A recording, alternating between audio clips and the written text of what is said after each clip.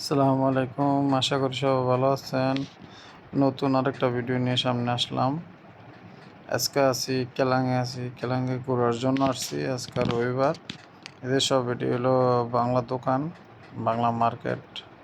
এই বিভিন্ন রেস্টুরেন্ট আছে, কাপড় চোপড়ের দোকান আছে, এই ঘড়ি, সানগ্লাস, জুতা, বিভিন্ন ধরনের আইটেম আছে।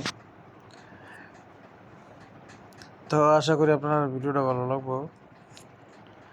আমি যে সময় প্রথম আসি এই কেলাঙ্গের ভিতরে, এই জায়গাটা কিন্তু কেউ আমার চেনায় নাই, কেউ চিনা নেই। অন্তত আমি নিজেই এই জায়গা বলছে যে এই জায়গা এই জায়গায় আইছি।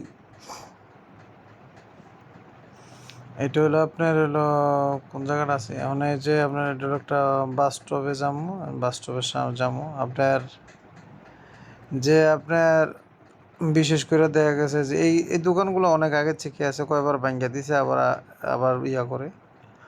মানে আপনার সাহস রাখবেন, বিদেশে যান আর যেই জায়গায় যান সাহস রাখবেন। সাহস রাখলে আপনি আগে বাড়তে পারবেন। সাহস যদি আপনি না রাখেন তাহলে আপনি জীবনে কোনো কিছুই করতে পারতেন না। সাহস রাখতে হবে। তো এই যে এগুলো নতুন হয়েছে, এটা বাস স্টপ, একটা বাস স্টপটা নতুন হয়েছে। আগে বাস স্টপটা এটা ছিল না, আগে এমনি বসে থাকতো। এগুলো নতুন করছে। ওই যে পিছন দিয়ে আপনার পার্কের মতো দেখা যায়, ওইটাতে আমার একবার বড় ভাই ছিল, ওই জায়গায় বসে অনেকক্ষণ গল্প করছিলাম। তো মনে সাহস রাখবেন, আর সবসময় নিজের উপরে নিজের একটা সাহসের একটা রাখবেন, তাইলে আপনার কোনো আল্লাহর মধ্যে ইনশাল্লাহ সমস্যা হতো না। আর দেখা যায় যে আপনি যদি সাহস না রাখেন, শুধু ভয় পান, তাইলে আপনি ওই বাসায় বয়ে থাকতে হইব। জাগার চিনা রাখবেন। এমনও লোক আছে যে আপনার, যদি আপনার কখনো কে এলে যায় অথবা এই যে বাস স্টপে যাই, কেলাঙ্গে যাই, অনেক লোকের গাড়িতে উঠাই দিই নিয়ে, কিসের জন্য? যে রাস্তা চিনে না, জায়গা চিনে না, নাম বলতে পারে না। তো যারা আসবেন মনে অনেক সাহস রাখবেন। কিসের জন্য? যদি সাহস না রাখেন আপনারা কখনো আগে বাড়তে পারতেন না। সাহস রাখতে হবেই। আর বিদেশ বিশেষ করে হলো অনেক কষ্টের একটা জীবন। যারা বাংলাদেশে ভালো আছেন তাদের উদ্দেশ্যে বলবো, যারা টাকা আছে অথবা যারা ব্যবসা করতে পারবেন, যারা ভালো চলতে পারবেন, তাদেরকে আমি অনেক আন্তরিকভাবে রিকোয়েস্ট করি যে বাংলাদেশে থাকেন। আর দেখা গেছে বিদেশে অনেক কষ্ট। যারা আমাদের আপনজন আছে তাদেরকে যদি বলি, ওনারা বিশ্বাস করতে চায় না।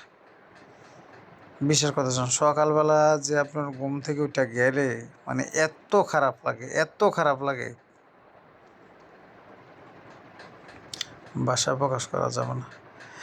যে আপনারা যদি দেশে চলতে পারেন তাহলে কখনো বিদেশে আসেন না। যারা দেশে চলতে পারবেন, যারা ভালো ইনকাম আছে, অনেক ভালো আছেন। এই বিদেশের বাড়িতে খাবার দাবার ভালো আছে, পোশাক আশাক ভালো পরা যায়।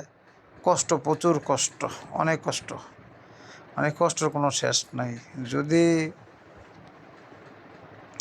সকালবেলা ঘুম থেকে উঠে কাজে গেলে কেমন লাগে যদি আপনারা বলতে পারতাম, তাহলে মানে বিশ্বাস করবেন এত খারাপ লাগে। তো যারা, সবারও রিকোয়েস্ট করি, যারা বাংলাদেশে আছেন ভালো কিছু করতে পারবেন তারা আইসেন না। প্রবাসীর লাইফটা এত কষ্টের একটা জীবন, মানে এটা ভাষায় প্রকাশ করতে পারতাম না, বুঝছেন?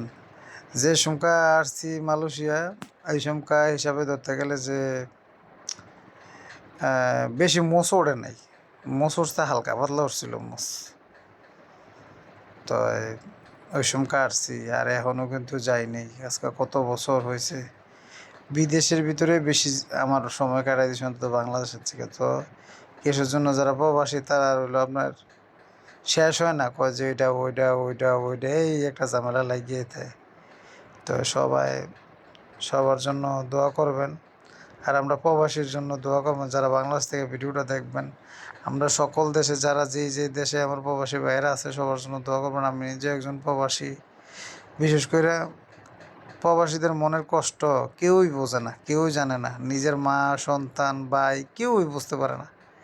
সবাই খালি এইটা ওইটা এই অবস্থায়। প্রবাসীরা যে কত কষ্টে থাকে এটা কেউই বুঝতে চায় না।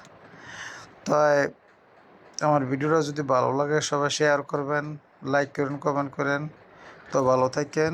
আসসালামু আলাইকুম।